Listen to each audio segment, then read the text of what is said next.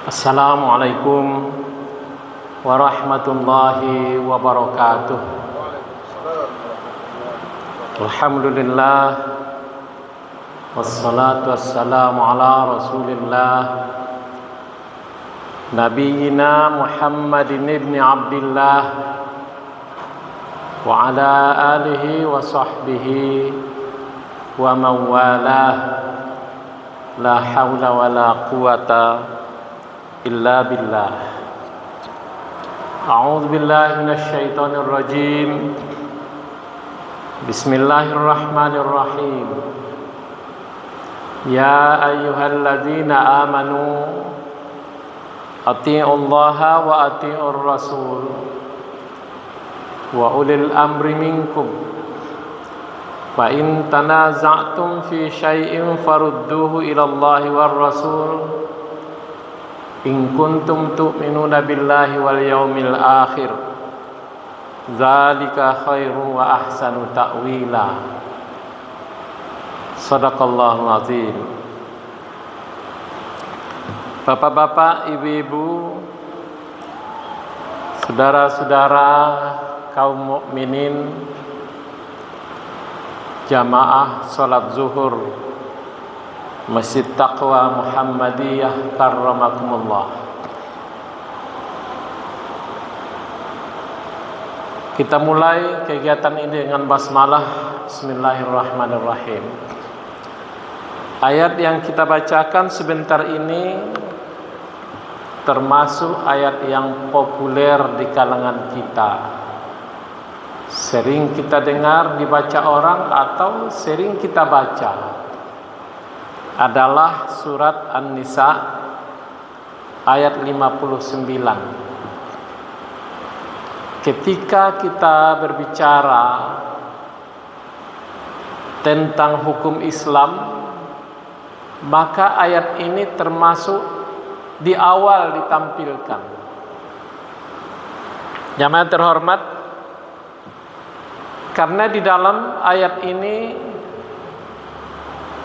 berisi perintah yang sangat luas maknanya.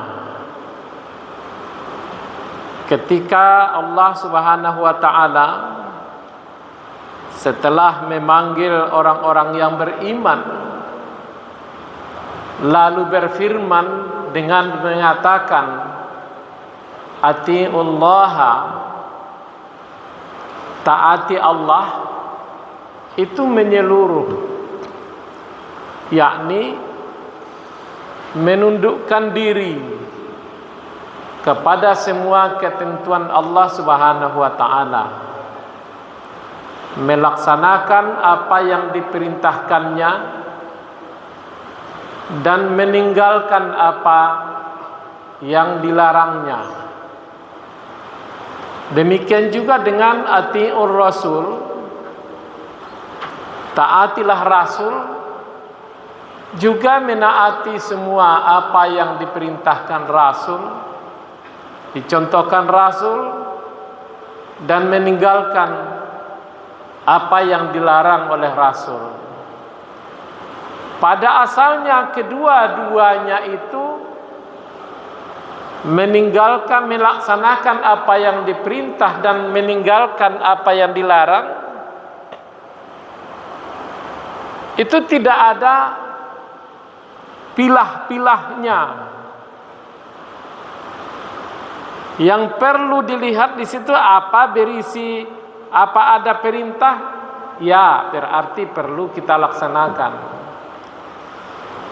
Apa di dalamnya ada larangan, ya berarti perlu kita tinggalkan. Walaupun pada akhirnya para ulama membagi-bagi perintah itu.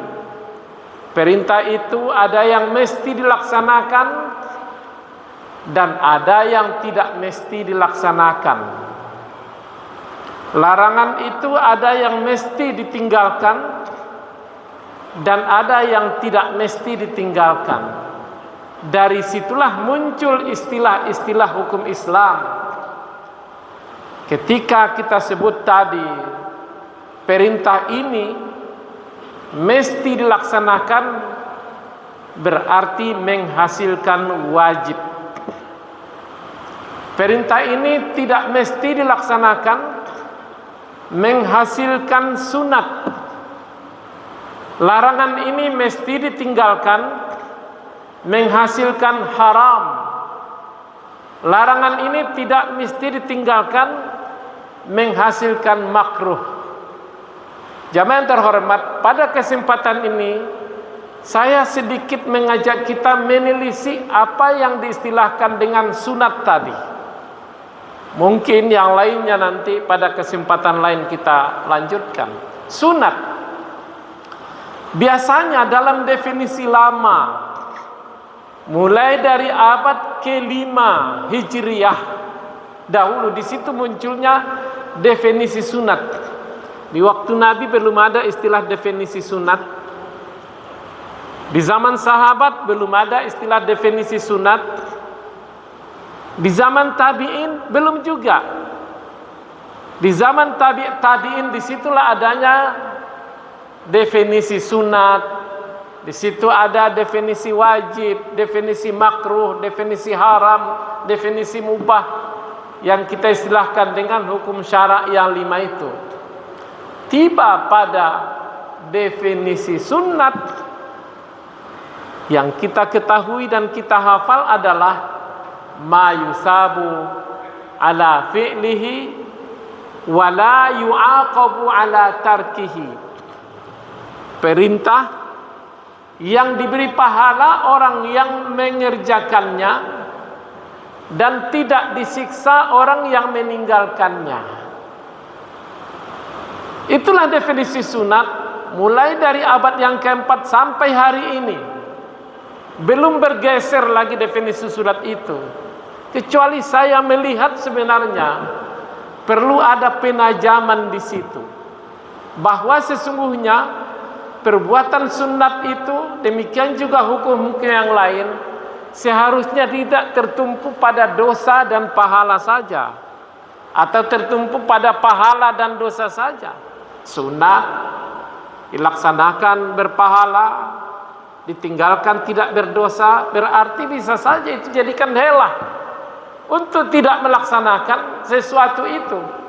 Mungkin ada di antara kita yang masuk masjid lalu sholat 2 rakaat dan ditanya, kenapa bapak sholat?